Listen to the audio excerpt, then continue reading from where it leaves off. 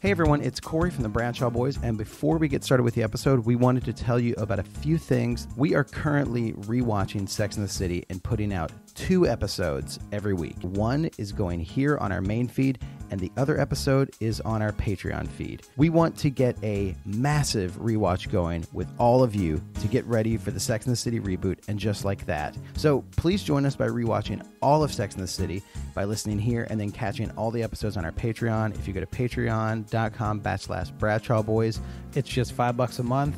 You get twice as many episodes as you do on the main feed, and you join us for the entire rewatch. I mean, what a crazy deal, right? It's super fun. We'll get all the episodes in before the reboot happens, and you get to catch everything and be there with us. The other thing is, if you follow us on our Instagram at the Bradshaw Boys, we just launched a face filter in stories called Who is Your Sex and the City Boyfriend? It'll tell you who your boyfriend is. You just point it at your face. It spins through a bunch of guys, and then look, your boyfriend is Steve. If you go to our Instagram, you can check it out on our profile, go to the filters, or look for it in the filter store, tag us, and then we'll repost you so the world can know who your boyfriend is. All right, enjoy the episode, everyone. This episode is brought to you by Washington, D.C. When you hear Washington, you probably think politics, paperwork, power lunches, but you haven't experienced D.C. There's more museums per square mile than any place in the country. It's also where important decisions are made, like which Michelin-starred restaurant to try first. You know Washington. Now experience D.C. To plan your trip today, visit washington.org.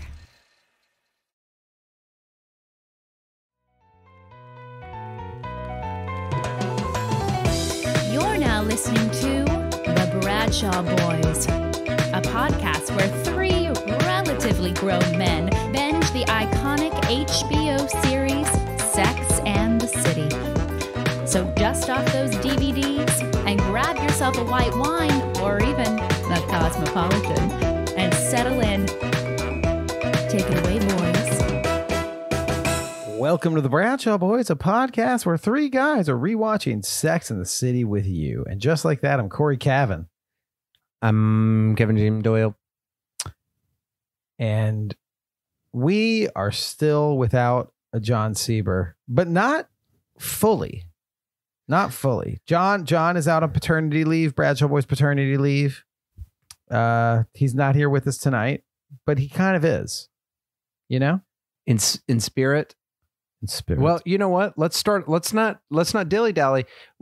Let's just sit. We don't know what it is either. we don't. No, we have no idea. Let's this, because I feel like why waste it? We have it, and then we can talk about it because we don't know what John's going to say. Let's do it.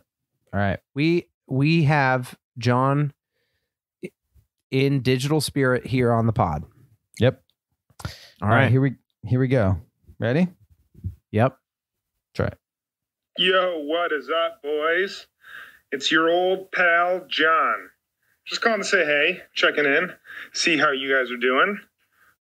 Sorry I've missed the last couple episodes. If it makes you feel any better, I've been changing diapers and doing a lot of 2 a.m., 4 a.m. Sex and the City episodes. So I have been keeping up. I think Kitty and I are watching episodes from season 5 right now. But I miss you guys. Miss all you listeners. Thank you for allowing me to take some time off. When we come back, Katie and I have an unbelievably amazing story about Mickey's birth and Sex and the City and how they tie together. But anyway, I just wanted to leave you guys a quick note, tell you all that I love you and love all you fans, and still getting my Sex and the City fix. But yeah, have a good episode, and we will talk to you guys later. Bye. Wow. I just love hearing his voice, you know? It kind of made me sad. I know, me too. It made me think about, I was like, it's sad in like a good way, that it was like, it is kind of crazy. You just do something and then all of a sudden you're like, oh, we've done this for hundreds and hundreds of hours. And I was like, I can't believe we're doing it. Like when we started, it's like, oh wow, we're just doing this without John. It seemed unthinkable, but it's great. It's wild. I know. It's also funny that it made me kind of sad too, but both of us talked to John. It's just good to hear John's voice on the pod again. Yeah. It's pretty wild. Through through COVID, through birth, through marriages, through relationships beginning and ending. I mean, we've had a lot of shit go down on this pod. We really have. We've lived some life together. We really have lived some life. And in the midst of all of it, you know what's crazy? Did you see the thing that I sent you that they may extend this into a regular show? If not, if it's a one-off, then that's totally fine. And just like that. But you know, they're talking about announcing a season 2 of And Just Like That. Are you serious already? 100%. They're leaking it, and now here's the God's honest truth is that there's the same time that people were trashing it. Like, this is what's interesting is, like, you sent us the article, John and I, the article that was like, it's been a disaster because of leaks and because of this. Right. But really, they say it's a disaster, but then you read the exact same things that on the other side are positive, that people are saying are positive because it's showing an interest in the show. So it's either two things. And this is from our inside source at Entertainment Tonight, is that it's either two things. It's either one, they're just doing it to like put it out there that it's going really well, which is what I think, or they're saying it's going really well and they are trying to make up for the fact that it's like going poorly. But I'm like, how could it be going poorly? All it is people being pumped. Yeah, I mean, when I sent you guys that article, someone had sent it to me and it was just like, it's a disaster. And then I read all the things and it was everything that had been, it was spinning all the leaks in a way that was like, this proves it's terrible. We've talked about this before. A lot of those leaks and a lot of those things are just to get people excited about it. And it's like, and it's like the natural leaks. Yeah. And also it's funny because it's like that adds to the excitement. And also imagine this, like if you're HBO Max and they need HBO Max to do better than it has been, that's like why they put all the WB movies on there. So that's why like In the Heights and Dune are like premiering on there. Right. Which is, so if you're In the Heights and if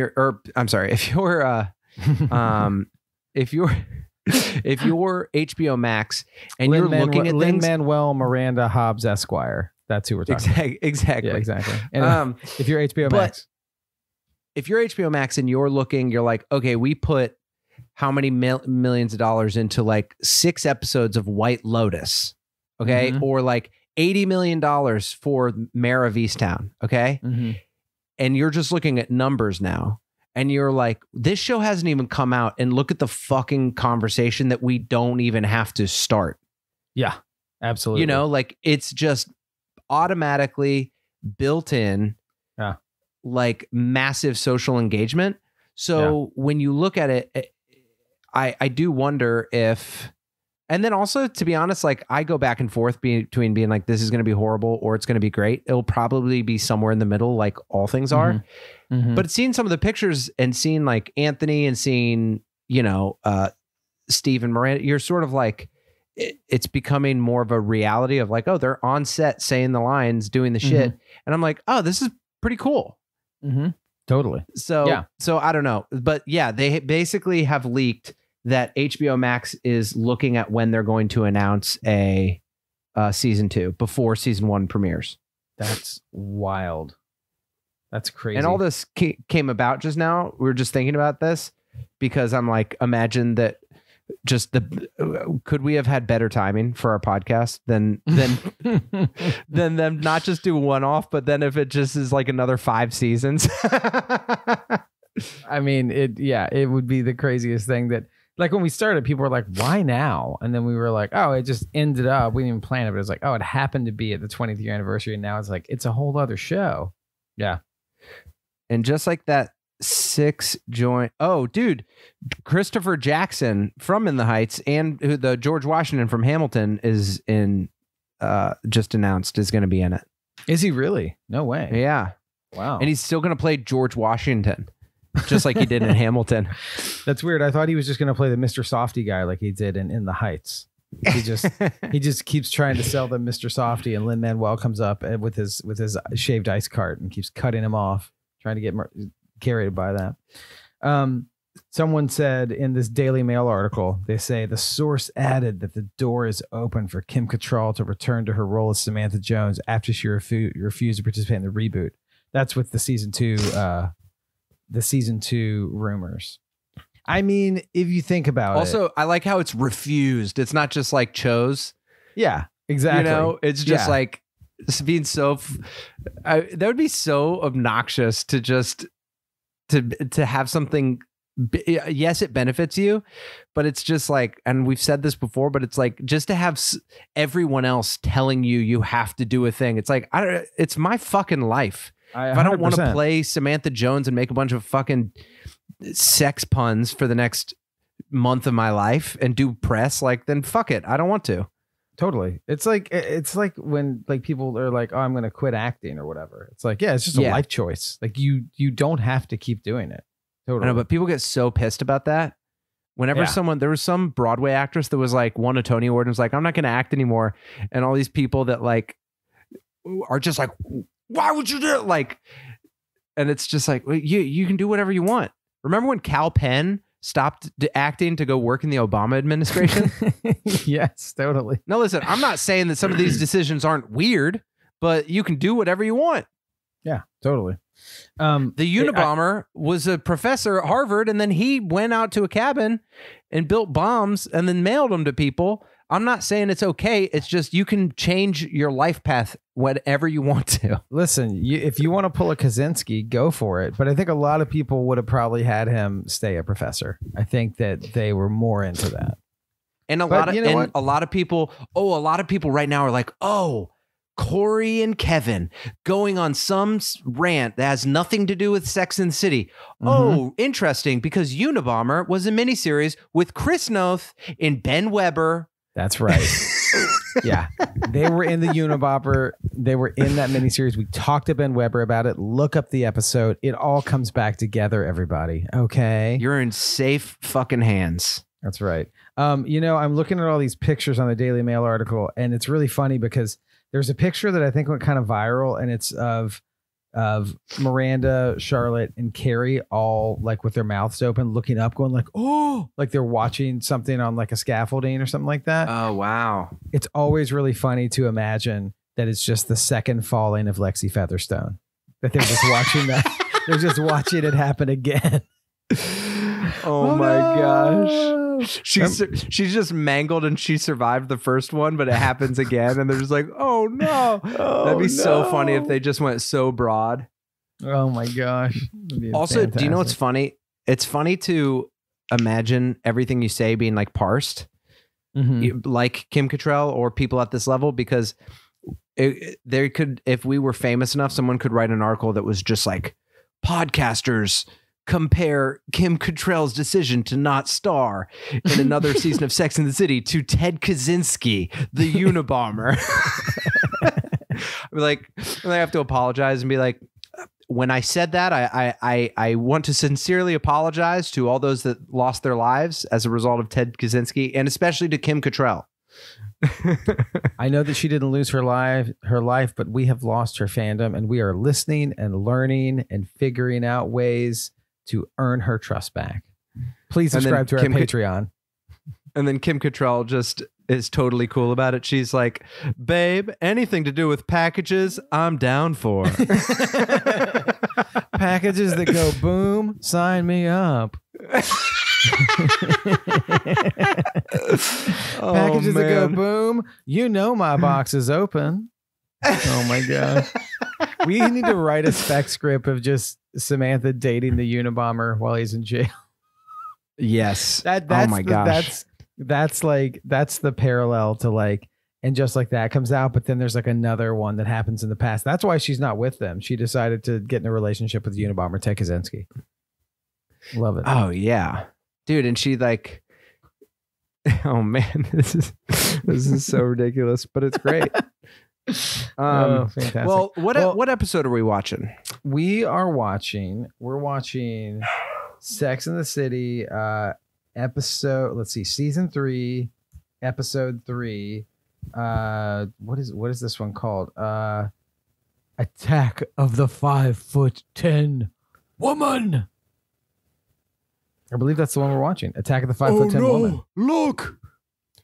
I guess 5'10".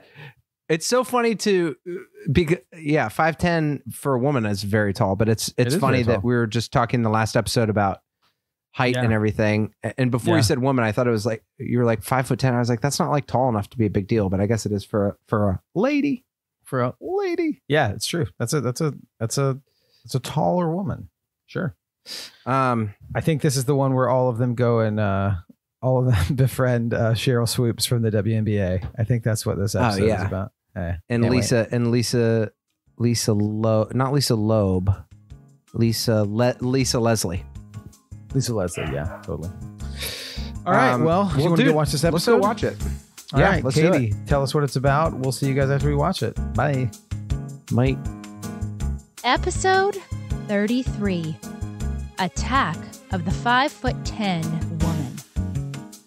Carrie must confront her past with Big when she runs into Natasha, Big's wife. Miranda hires Magda, an Eastern European maid with very traditional values. Charlotte deals with some of her body issues at a spa, while Samantha is banned from the spa when she gets physical with a masseuse. And now, back to the boys. This episode is brought to you by Wise. Progress is great, isn't it? People listen to music on record players, then tapes and CDs, and now you can stream music and podcasts. When technology moves forward, you move with it. Like with Wise, the modern way to move money internationally. It's smarter and simpler. They use new technologies, so when you send, spend, or convert money with Wise, you get a better exchange rate with lower fees. And over 30% of transfers arrive in less time than it takes to listen to this right now. Join over 10 million people and businesses and try Wise for free at wise.com/podcast. This episode is brought to you by Wine.com. The days of standing in the wine aisle, staring aimlessly at a wall of wine without a clue, are over. Go to Wine.com and pick the perfect bottle with confidence every time. Filter your search by price and professional ratings, read reviews, and even chat with real wine experts for recommendations. It's the world's largest wine store delivered to your door. And if you sign up for a stewardship membership, you'll get free shipping year-round on every order. Get $50 off your first order by going to wine.com/Spotify. Terms apply. Attack of the 5'10" Woman. I don't know if you remember or not, but when we did our first ever pod of this, that's how we came back in. You were like, attack of the 5'10" Woman. Oh, it's so stupid.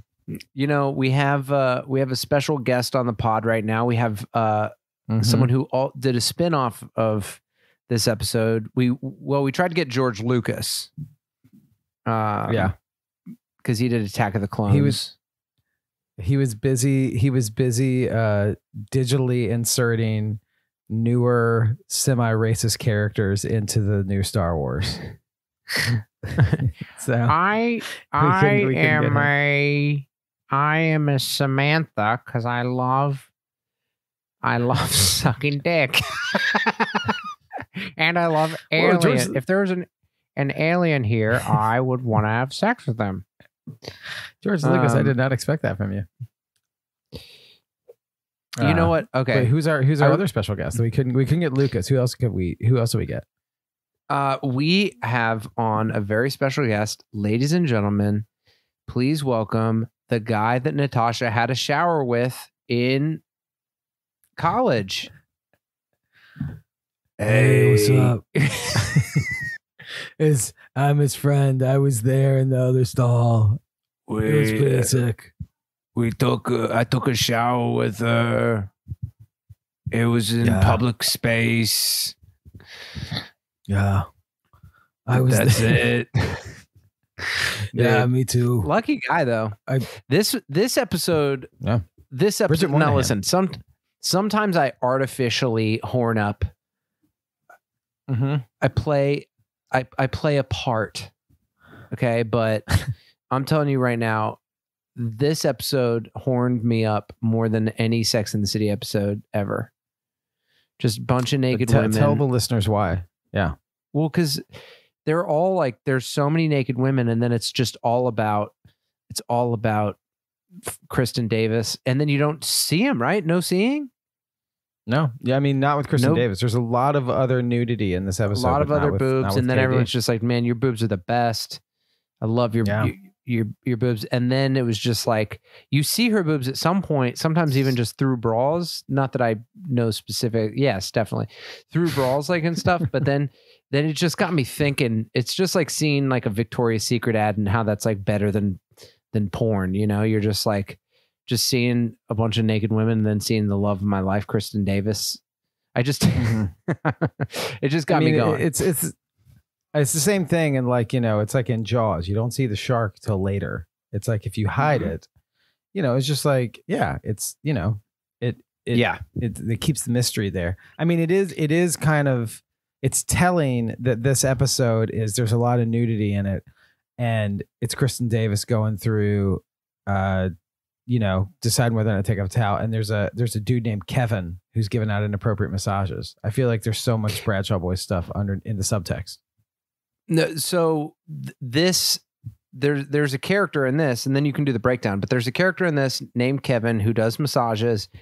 You get a massage, and then he'll also go down on you during the massage. Okay, so I just wanted to announce here for everyone to hear. There's a special new Patreon tier that we have where you can listen to the podcast, and then Kevin will go down on you. Oh no! just like now you have to opt into this. You have to opt into this Patreon tier, and yeah. you know, but it is. We're going to announce it. It's based on this episode, so it's not random.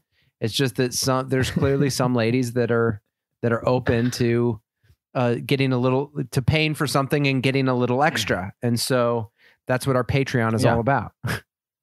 Totally. There's some people in the Patreon who, you know, there's the Mr. Big tier. There's different tiers, and that's the great part of Patreon.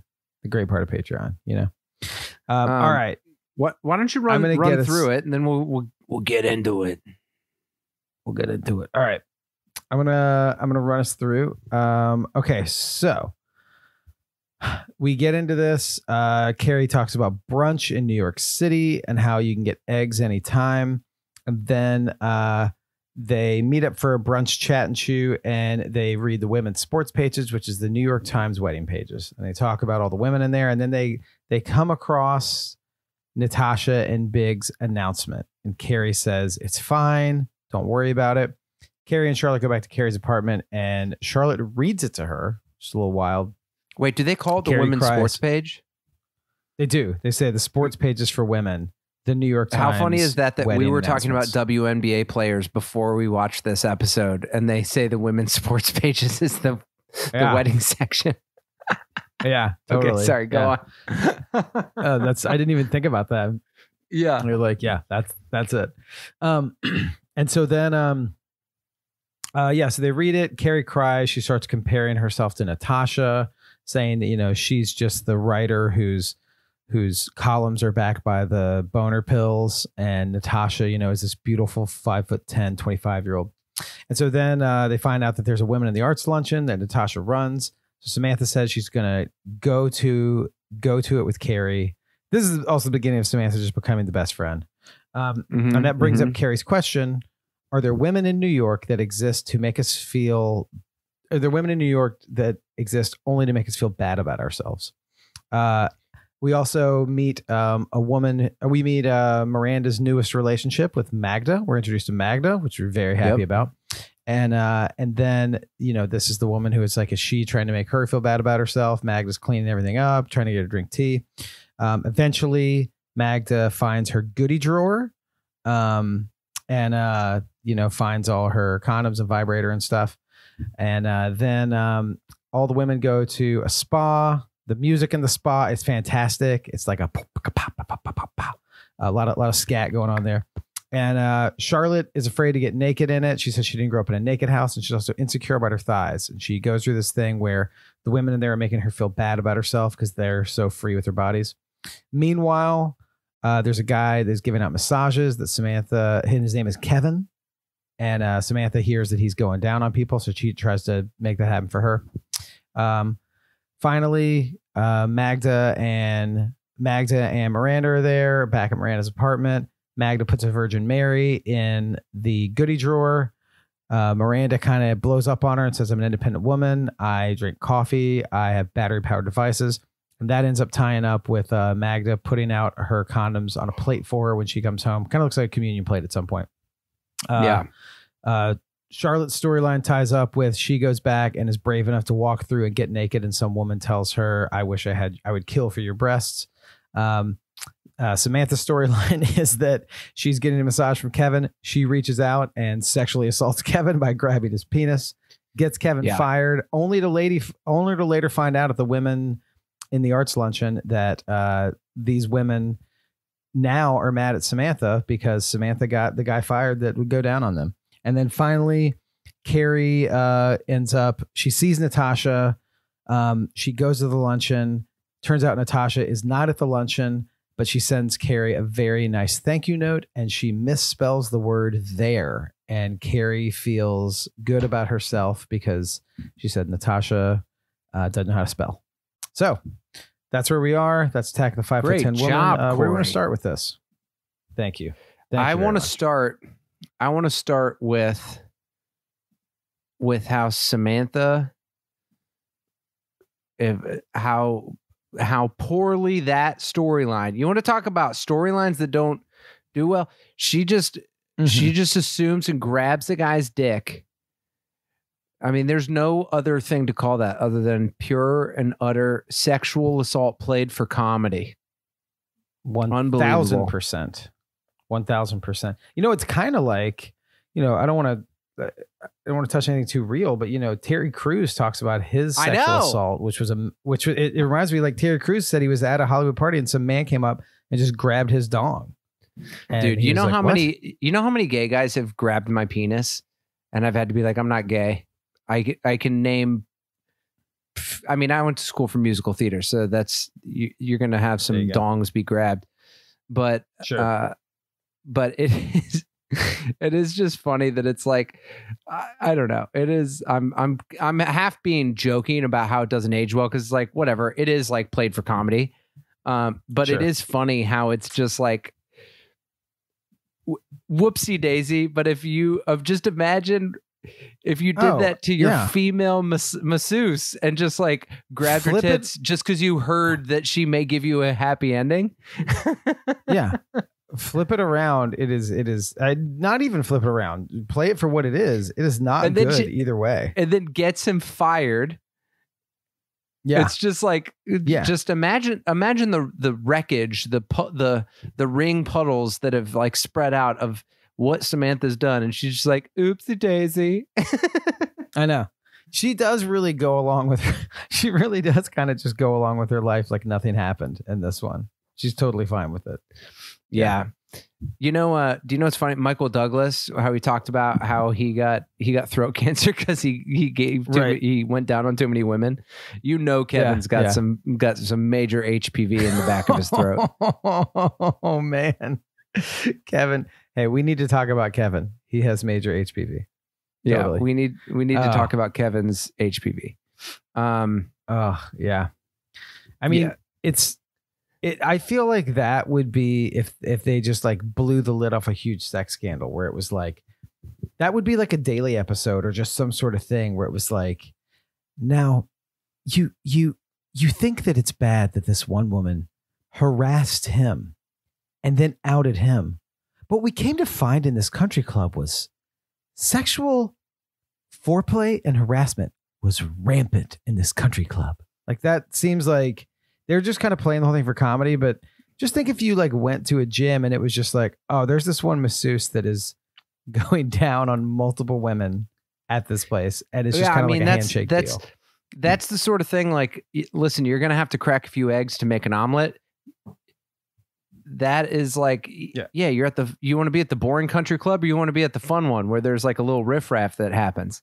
Hey, John's talked about how good of a gym Equinox is. Maybe that's what's going on at Equinox. Maybe, well, yeah, maybe remember that when stuff you just, I mean, it used to be before it was as easy to be just live your life as a gay man. You'd go to bathhouses and it was probably the most fun. You'd go there and you'd like wink at people and you'd all like, but weren't you talking about how on the subway there was someone like the one in Chelsea apparently is still popping? It's got to be still there popping. was a New York sports clubs in Chelsea that when I used to work by there, I had a friend who's gay, and he was just like, "Oh, dude," he was like, "the locker room at that one." This was a while ago, but yeah, he was like, "There's a lot of hookups going on in there." Totally, I'm sure that there's so many gyms where that. I want to get what's a male prostitute like called? A known thing. A John is when you are paying for sex. You're a John. No, I'm talking about a male prostitute who goes around. I want to know, I guarantee there has to be a male prostitute who services a gigolo. There has to be like a gigolo for like rich Upper East Side women. Yeah. A midnight cowboy type guy. Yes. A John Voight. Yeah. Yeah. There's got to be something like that. I wonder how you do some research and find out. That's basically what Kevin was. All these ladies are just like, we got to get it from somewhere. And Kevin was like, I'm down. Yeah, I feel like that has to happen in real life because once there's like money involved, you know, I guess it's like you would assume that that a lot of these people's husbands are cheating.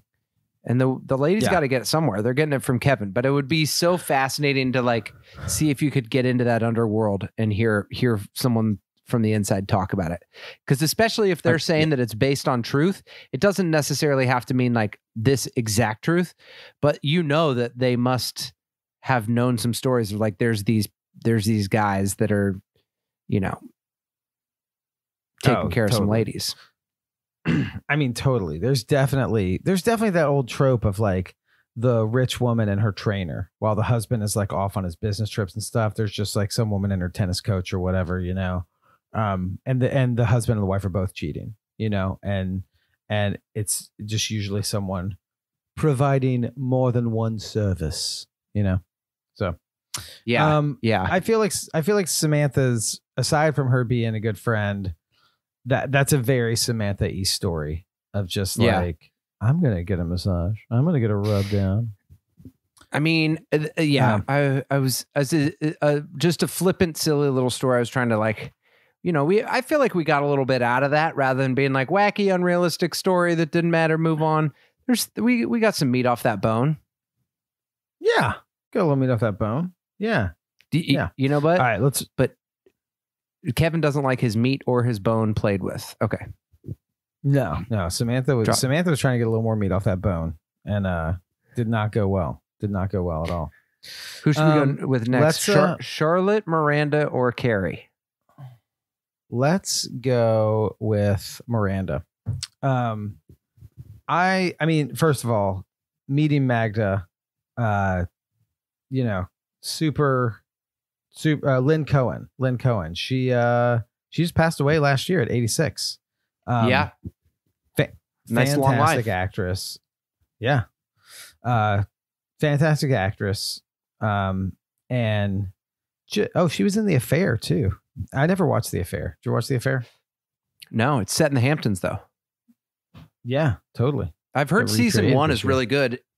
And our friends Streets of Laredo were in a few episodes. That's right. Yeah. I've actually heard it's very good. Yeah, I've heard it's really good too. The thing that is interesting, I mean, there was a little interesting bait and switch where she was like Miranda's newest relationship and you thought it was going to be Steve, and there's no Steve in this at all. But I feel like they played this one up pretty well. I mean, look, I think Magda is completely lovable.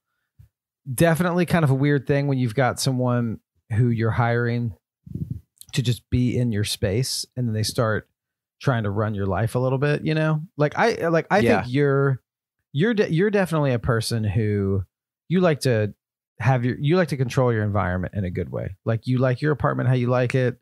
You are like, you're very open about stuff, but I think if someone came into your place and was like, hey Kevin, for your morning coffee I'm going to have you drinking tea instead, and you're going to drink it out of this mug. I don't feel like that would fly with you.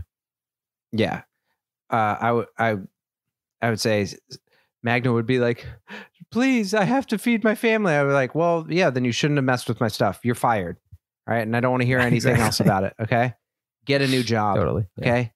Get out of my apartment. Yeah, I know. I mean, here's the thing is like, cool. This is the one of the criticisms of Sex and the City is that like, it's like all like rich, privileged women, you know? But I think one of the ways that the show is like very cool and respectable is to have like a immigrant nanny be like a real character rather than just like a prop that's like the nanny that you never know about. Like that's actually, I had a really interesting discussion last night because I saw a movie that with a friend of mine that is like a pretty iconic like independent film from the 60s. And we were talking about representation, and it was like there was a lot of racial parts of the movie that you're like, whoa, I don't know if that would fly. But at the same time, it was like this fully black cast. Can you know, say what it's a comedy. Was? Do you want to say what the movie was? It was called Birth of a Nation. No, I'm kidding. It was wow. It was called very controversial. No, it was called Putney Swope. And it was Robert Downey Sr. I love that movie. So the reason why I was playing is because like there were some people out here in Sag Harbor that were like friends with him. And so since he passed away this past year, they had him, it was some of it was like his friends. And we just went to go see it. And I just heard about the movie, but it was interesting. I don't want to get too far off because it is exactly with this. That is like, it can be weird. It can be a little uncomfortable to be like Magna is just like the housekeeper that Miranda's like annoyed with. And she has an accent like, and then also like that is one of the risks that I think Sex and the City takes, which is like making attempts toward representation and that's also realistic. So because when you shy away from that, you're just like, I don't want my character to be unrelatable. So I'll never show that my character has a nanny because it'll make them unrelatable. And I think that this is kind of cool because Miranda's like a girl boss, but it's like, she has the money. She has a nanny. She's like, got to get shit done. And I do feel like, that is, just, I don't know. She's kind of a fascinating character that's not ahead of her time, but it's just something that in a writer's room, that would be a self-conscious thing. Maybe now that it's like, do we want to show this like rich lawyer lady be out of touch by having a nanny? And instead I feel like they were like, let's try and make this as fully fledged and interesting a character as possible. Well, I think it also sort of speaks to this thing where like, you know, there are different tiers of people. Like someone, I think Carrie says to her, she says something like, can we talk about the fact that you have a cleaning lady? Like you can afford a cleaning lady. And like, that's definitely something where that's also a realistic thing where it's like people start making a certain amount of money and they pay for a cleaning person, you know, or they pay for, you know, they pay for services like that. People pay for childcare. But like, I would say like cleaning lady is like more of a luxury service. And so there definitely is a thing there. And you're right. There is kind of like a not power dynamic, but yeah, you're right. It's like an older immigrant woman who's now working for Miranda, who is there's a generational divide between the two of them. Cause that woman is much more conservative than Miranda. And it shows good character depth for the show and for Miranda. I don't want to become out of touch as podcasters with our audience, but there is a cleaning lady whose number gets passed around our friend group who most of us have used at some point. And when you find out how much, I think to have a cleaning lady come every day or every week would be crazy, but once a year, that's what I do. I have a cleaning person come once a year. You do a deep clean once a year? I clean my own apartment, but then like for like the spring session, you know, the spring, like truly like spring cleaning, 4 hours $100 and they get to those places that a Swiffer that I literally don't know how to do it. Like I will clean as hard as I can. And I'm like, it's still fucking gross here. Like how do you do that? Mm-hmm. And 4 hours, $100, that's worth it. I couldn't do more than that. Yeah. And then financially, and your either. apartment's, no, your apartment's super clean. And then she puts a Jesus statue where all your condoms were. But, no, I mean, like I used to do this service called Handy, which was like, oh yeah. It's like Molly Maids or whatever. It was like an app where they did that. And it was, when it started, it was like $14 an hour. It was like insanely cheap because they did these like promotions. But it was kind of crazy because it was like Uber for cleaning. And so like people would come into your apartment, but it was a little weird after a while because there'd be people showing up and you basically hand them your keys and then you're like, but there's no relationship there. There's one time that there was this one lady that showed up and I was like, I have to go to work. Here's my number. And I had a friend staying with me and he came back and he just was like, dude, so I came back to your apartment and I walked into the bathroom and there was just a woman in her early 50s in a sports bra who was really sweaty scrubbing the shower and she screamed. I think I really freaked her out. I was like, oh, yeah. Dude, I'd pay for my once a year, that sort of thing. I think it was Handy. And the person was like, listen, I prefer to just like you be out of the space so I can just get down to business. And I was like, all right, 4 hours. Totally. I think it was like a special. So it was like $80. And I'm like, in my head, I'm like, I really need this $80 to be worth it, you know? And I was like, I want to do everything. And I forgot something. I came back like 30 minutes later and she was just like leaning out the window, smoking, half of it like getting into my apartment. Nice. And I was like, and she was like, put it out and was like, I'm getting back to work right now. And I was like, gotta be honest, you can't smoke again. It's not like for the timing, but also like a lot of this is getting in. I was like, I could not handle it, but it was funny.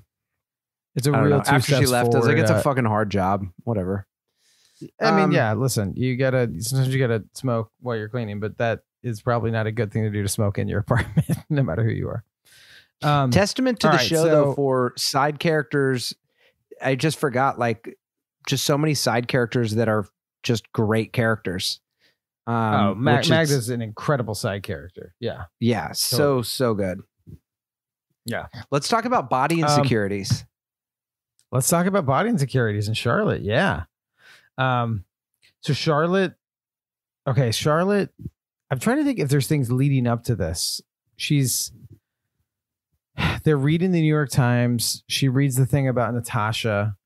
And then I don't remember. I think it's just normal, but then they get there and they're all pretty comfortable. I guess they're all just sitting topless in the steam. When you go in a steam room or a sauna, are you toweled up or are you balls out? I'm toweled up, but I've only ever gone to a sauna like that where it's men and women. So I usually have a bathing suit on. Right. Yeah. I would go to the Y, and it is kind of I think it basically, I mean, that stuff's been shut down for like a year and a half now, but I would always be toweled up. And then if there's like not a lot of people in there, you get comfortable. And then you're kind of just, I just go kind of loincloth. I just, I do a little covered. Well, I think that like, I've even talked to my sisters about this, but like, there's its own version of traumatizing experience of like showering as like a boy in like middle school and high school. But I think it's like way harder for women because guys are just like, yeah, it's like weird. And like, I don't know, people like I think it's more bodily traumatizing. I think there's traumatizing parts for guys that are more just like masculine guy locker room stuff that is like in plenty of movies and stuff. But I do think I should text my sister. I'll see if my sister responds now. But like, I specifically remember them being like really insecure about, like most women in school, Sure. like being insecure about the locker Oh. room stuff. You got to More think than 'cause guys. as anyone, your body is changing, but as a woman, this is by the way, we need to have a word, we need to have a term for it, but it's like when the Bradshaw boys are going into territory that they're fully unqualified to cover, which is most things. But your body is changing so much in so many ways. As a guy, your body's changing, but it's totally different than women's bodies. And I think at some point, guys end up figuring it out, pretty easily. And, I think sometimes when like you're a guy, you're like, oh, I'm like kind of chubby and like want to keep my shirt on, but it's a totally different thing than your body totally changing that I feel like women's bodies do, Also because like, I mean, this is the most obvious thing in the world, that it's like, like my body is, if my stomach was on a girl, people would be like that. Like people will call me skinny, and it's like, I am, but it's like not real, if not, you know what I mean? Like just the standard for girls. And I think that is probably where it comes from. So then you have to have like good, not just like good breasts, but you have to have like, to have good breasts without a shirt or a bra or anything. It's like, no one has that. Like what, you know what I mean? It's like, I look good with a shirt on. And then the second it's summer, I'm just like, I'm not skinny. That's like clear. Oh, I mean, like me and you and John and a couple other friends we've been on like a text thread of this like 7-minute HIIT workout to just like try to keep each other semi-active. And I feel like we've all done pretty good at it. And I think there's a lot of times where I'm like, oh, that's like inspired me to do more exercise and have been more fit this summer. But then there will be times where I'm like we talk about this all the time. We're like TV fit versus real life fit. And I'm like, oh, I would be put on a TV show as like, oh, that dude's like kind of chubby, and it's like, and I think like you're saying the whole concept of dad bod, like where people are like, oh, dad bod, Ophira Eisenberg, who a guest on the pod, she had a whole joke about her husband, getting dad bod and people being like, oh, it's pretty cool, man. You're getting a dad bod. And she was like, no one is ever like, hey, mom bod's kicking in. Way to go. It's like such a double. I mean, it's a much funnier joke when she tells it, but it's such a double standard where it's like, yeah, dad bod, beer belly. People are all about it, but it's got to be a much more traumatizing double standard for men and women. Yeah, I think, and I think like it's one thing. That's what I think is interesting about this storyline. Ooh, bam. I got a really, really great text from my sister just now. Oh, okay. I'll read it. But what I think is really interesting about, this is it takes away like the magazines and the obvious thing that everyone knows, that's like women have unrealistic like beauty standards, and it puts it in like a private place with women, that it's like, it's not about society. It's just about like the kind of quiet thing. So this is from my sister, who I believe this is what I remembered when I was watching it. So she just texted me. I texted her, what is it like to be a girl in the locker room, naked, growing up, or these days, talking about it on the pod? I feel like you've mentioned this before. And my sister Jamie said, ... awful, vulnerable. I blocked it out. The girls who had no boobs or whatever were insecure about that. And the girls that had developed bodies were insecure about that. I just remember feeling exposed and judged and fat. I also remember when Hollister first opened. And then what if she just went off? She's like, I remember when Hollister first opened, it was fucking awesome. No. I also remember, it was like when a surf vibe, but it was also cool and sexy. It was amazing. I loved it.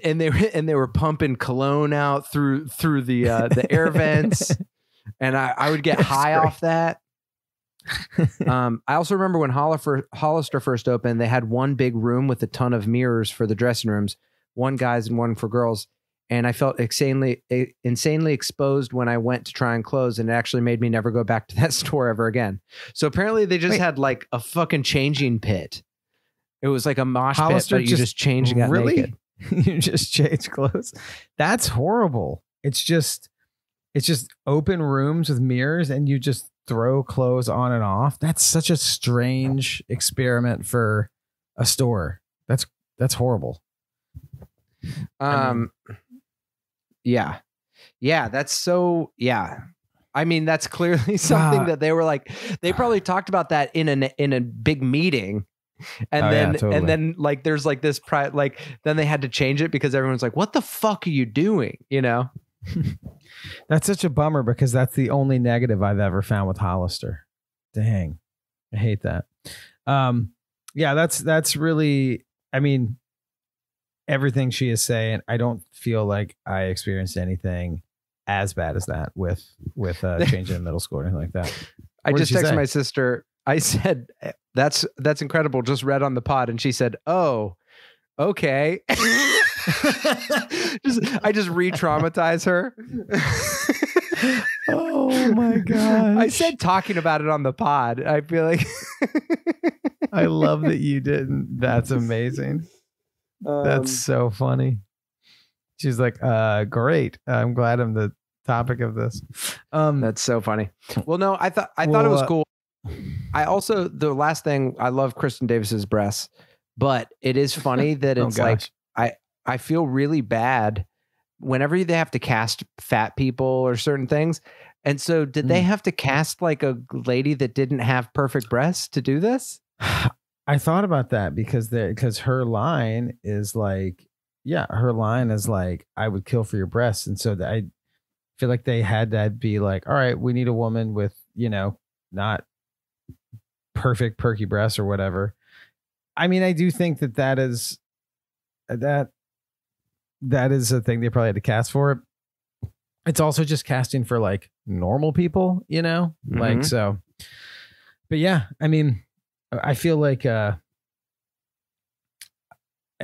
mean, you and I both have been to auditions, and I think that, I've never been to an audition for someone with bad breasts, but I've definitely been to an audition for like, not the hot lead guy. Like, definitely been to an audition for I mean, I went to some stock photo auditions one time, which you should never do. You should, if you're going to be in the acting world, I had this one agent that would send me to things for stock photos. Don't ever do a stock photo thing, because what happens is if you book it, they can use your stock photos for whatever. And you've sold away your image. But I got callbacks for like some sort of like depression medicine. And they were like, we really want to, you look great for this. And it was basically just to be the face of just, which, like, hey, depression is a real thing, obviously. I just don't want to, be known as the face of that. Good thing I didn't book it. The thing also, I'll say this. Let me just get a little vulnerable. Sure. If it's not your thighs, it's going to be your boobs. Like, I think everyone is going to have their thing. But I don't know, like it was for me. I honestly, when my hair started thinning, it was like I had never felt insecure before. Now I probably should have. I probably should have been insecure about certain other things, even if they weren't physical. Maybe they were personality things that but but it is crazy. One thing that I see now, I've gone to like a few restaurants out here in the Hamptons. Because I'm out here for work, and there will be some guys that are like millionaire people, right? So fucking rich. And they'll do the thing where they like put their hair in the perfect place and then spray paint it or hairspray it. And spray paint. that always makes me feel so bummed out because, are you, hold on. Sorry. You currently, that's okay. I thought you were texting your sister again to be like, is there another secret about you I can read on our podcast to all of our listeners and fans? Can you hear me? Yeah, I can hear you. Yeah. We had a minor technical difficulty. We've stopped cutting these out on the podcast. We're just rolling with them now. Well, it's just, it's also, I will say Well, the thing I was Go ahead. going to say is this goes further. We've talked about the Hamptons in the podcast, but this goes further into just the mystique of the Hamptons. I want you to finish talking about like these men at lunch and, you know, how they're millionaires, and it's sad about that. But like also you're in the Hamptons right now, and it's like the internet service and the cell service is so bad out there. The Hamptons is the biggest veneer place in the world. To just be I like, had isn't a it so theory. nice? There's so much pine straw and no parking everywhere, and no one knows how to drive. It's horrible. I was going to text you my theory that like Verizon and AT&T workers like refuse to update. Like they're like working class people that are like, fuck this. And they just fuck with the internet service to like, because all the billionaires and millionaires out here. But yeah, it's the worst. It's awful. You're absolutely correct. Yeah. But just the ways that every single human being hates their body, that it's like this dude like clearly has the money and he's thinking about his hair. And it's like, it's insane that it's like, all I want is your money. And all you want is some other dude's hair. Now, listen, some bald people look shitty. And so I get that. But it's just funny to like, to just realize like body image stuff with women is obviously a huge thing. But when you look at the numbers of, and I don't think it totally compares to guys at all. I do think it's way harder to be a girl. But when you look at the numbers, when you look at like the balding industry for men, like it's like a multi-billion-dollar industry. Yeah. And I think that is funny because it's still just connected to like, it's one of the biggest insecurities for men. Like the two biggest insecurities for men are like balding and penis size. And those are both and body image things. So like you can be chubby, but it's like, if you're chubby, you have a small dick and you're bald, like that's like 3 strikes that are going to just make you feel like shit. Yeah, totally. And it's all body image. You're going to drive off a bridge. Yeah. I mean, it's, it's totally real because I think it exposes things that everyone clings to for security. I mean, John have talked about it, about, you know, like you and another friend of ours who is also a bald man have both talked about that being like basically having to confront one of your greatest fears earlier on in your adult life. And then you felt way better about it. And I do think like, I mean, now I'm John like a bald shaman. Taking people my come to you.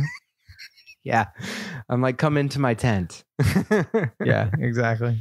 Yeah, you take people on like mystical quests of their hair falling out.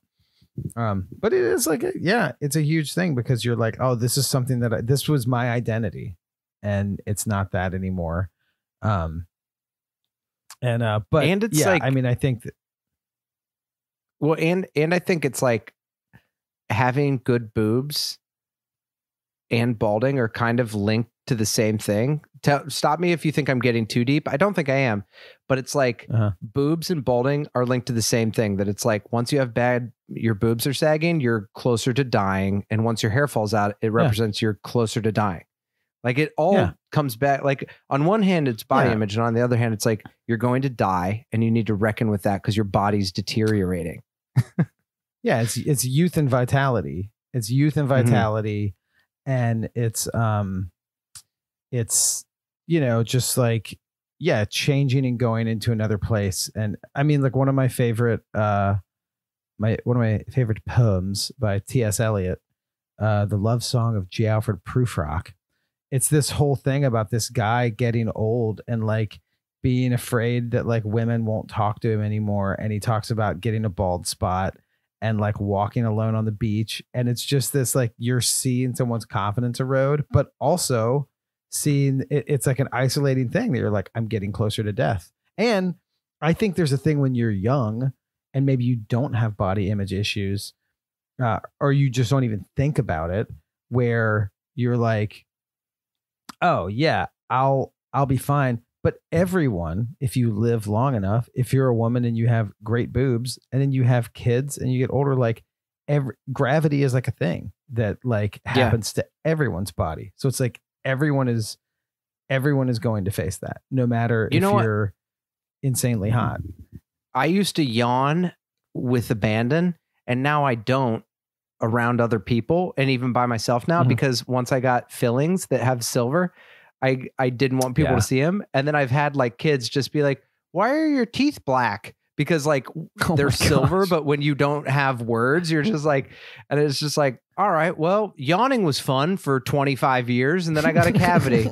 Now I can enjoy like one of the simplest pleasures in life, which is was just getting your body more air because you're because you're tired. But the flip side of all of this, I mean, I'm glad that Charlotte's able to, feel good about the fact that she is still hot. I bet her thighs look great too. But her thighs are fantastic. Oh my gosh. But like, they're great.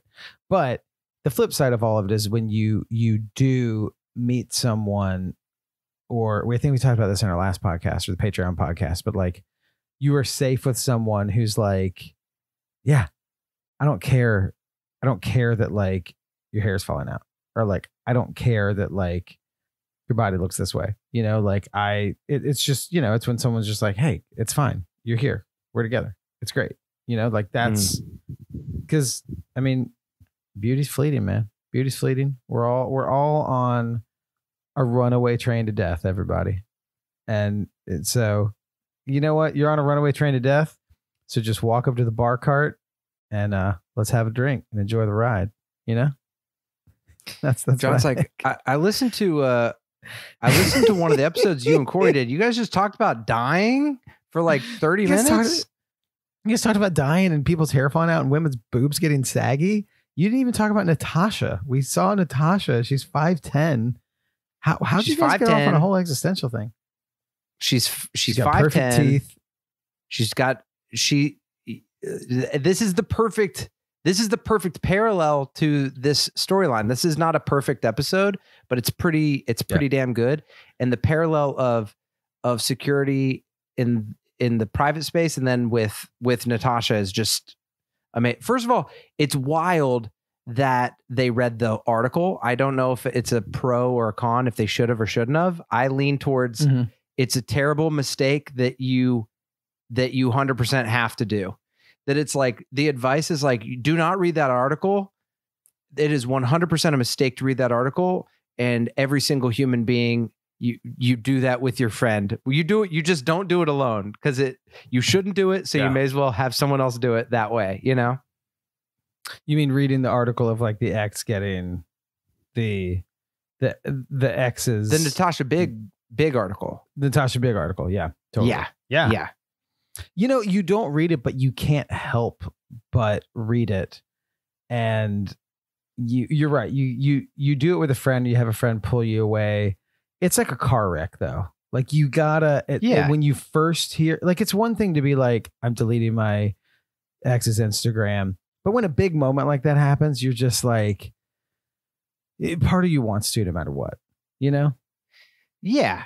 But it's one of those things that it's like, I mean, that's like I guess that's what friendship is, because it's like, if Carrie was just like, should I read the article? It's like 1000% you should not. And it's like, all right, thank you. You're correct. Go ahead, read it to me. It's like, all right, I'm here, like, yeah, totally. Because the corrected, but also I thought it was cool because it's a great representation of what it's like to be. I don't know. This kind of they pulled out all the stops for this, which was like, she sees her trying on her wedding dress, the article, then the wedding dress. Like, this fucking sucks. Yeah. For Carrie. She's kind of, it does suck for Carrie. And like, they've kind of painted again, this like small New York where she keeps running into this person, which like, that sucks. That sucks to keep having that happen and seeing someone that you're with now get married and you keep running into them and you find out how they met. And that sucks. Totally sucks for Carrie. But they tie it up well with her. They tie it up well with the thank you note, with like things being friendly, but Carrie feeling, a little bit of an upper hand, which is kind of funny. The how they met thing. Oh, Yeah. yeah. But also how crazy how things end up. You know, you get to the end of this episode and you're like, I'm sure there were people that were like, this isn't over. Big and Carrie aren't over. Yeah. But it is interesting to be like, if you could see into the future, to just be like, oh, yeah, you feel like you're on good terms with this woman, but she misspelled a thing. You feel better. Just buckle up to what's going to happen for both of you. You know what? I'm thinking about the new series, and what I think is going to happen knowing this is I think that like they've never truly resolved their differences. Mm-hmm. And I feel like they're going to fire up a potential divorce, and then they're going to like try to once and for all settle like the Big and Carrie difference, and they're going to end up together. I could see that happening. That is Because- the best thing for. Well, go ahead. Go ahead. No, I was no. gonna bring it to real Just life. that's what I think is like. They really, even up through the second movie, like they've never totally reckoned with their demons as a relationship, and I think they have.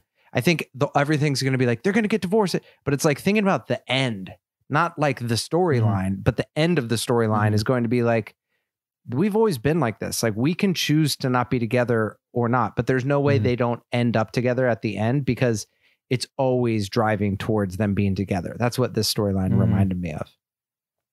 Yeah, there is a weird thing where people like, we asked a thing on our Instagram where people were like, Carrie is the only character who hasn't fully gone through a change. Like all the other women go through some sort of change. And I can see that happening. But like one thing that you do get at the end of the show is when you find out his name is John and stuff, like Carrie's relationship is with the city and with herself. But her and Big in a weird way are like together and also separate individuals. And I don't know if that's in like an unhealthy codependence or not, but like they're definitely like individuals that are choosing to be together who clearly don't have everything worked out, but you definitely see a relationship of two individuals. I don't know if it's the most healthy one, but you definitely do see that. And I think it'd be interesting to see them actually dive more into it and see what's going to happen. What I was going to say is it's a very cathartic thing to like talk to someone and just be like, let's hash it out. And then if you get to the other side where you're like,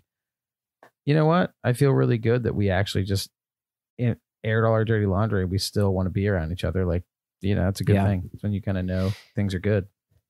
Yeah. They're on one hand, everyone says they have a toxic relationship. And then on another hand, they do have a beautiful relationship in that they're constantly drawn to each other. And like, they see a lot of shitty darkness out in the rest of, or uninteresting things in the rest of the world. So they're always like going after these other things and they're still drawn to each other. And, and I don't know, man, it would just like feel for Carrie having to experience that. Like everyone's going over the exes and being like, what do they have that I don't have sort of thing. And to see like 5, 10, 15 or 10 years younger storybook getting together, you know, and you know what? Yeah.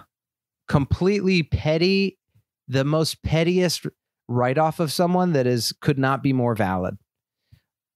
A misspelling of the word that is the perfect thing you need to be like, you know what?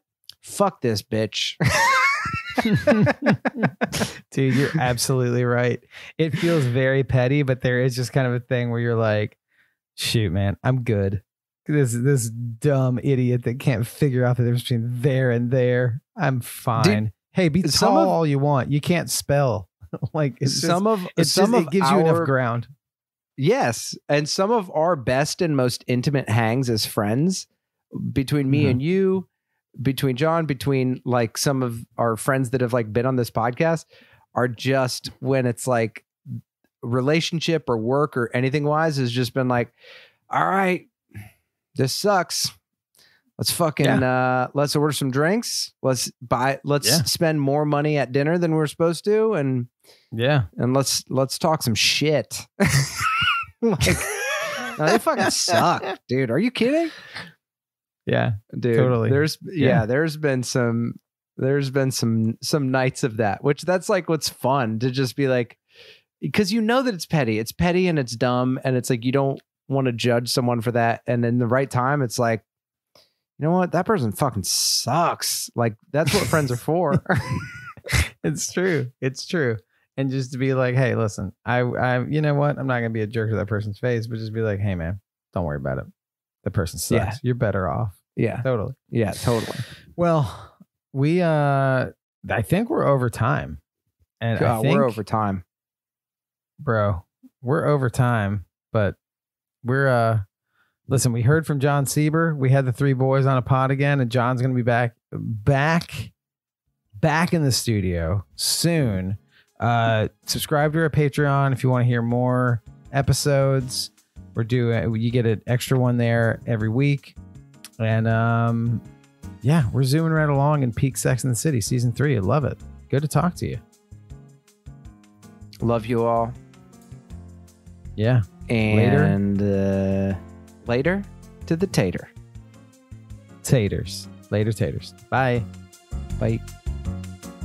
The Bradshaw Boys stars Corey Cavan, John Sieber, and Kevin James Doyle. The show is produced by Jeremy L. Balin. For more information on the guys, check out their website at bradshawboys.com, on social media at The Bradshaw Boys, and if you see them in the street, tip your glass.